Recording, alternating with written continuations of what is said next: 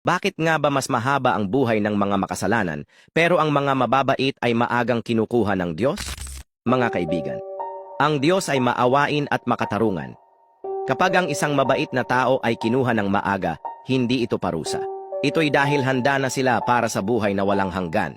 Ayaw na silang mahirapan pa sa gulo ng mundo. Samantalang ang mga makasalanan, mahaba ang buhay nila dahil binibigyan pa sila ng Diyos ng pagkakataon na magbago. Sabi nga sa 2 Peter chapter 3 verse 9, hindi mabagal ang Panginoon sa pagtupad ng kanyang pangako. Binibigyan niya tayo ng panahon upang magsisi. Ang buhay ay pantay-pantay lang. Kaya kung may nawala mang mabait sa'yo, isipin mong kasama na nila ang Diyos. At kung ikaw ay nabibigyan pa ng oras, gamitin mo ito para magbago. Habang may buhay, may pag-asa. Tandaan mo yan. Kapiling na nila ang Diyos at ikaw, may oras ka pa.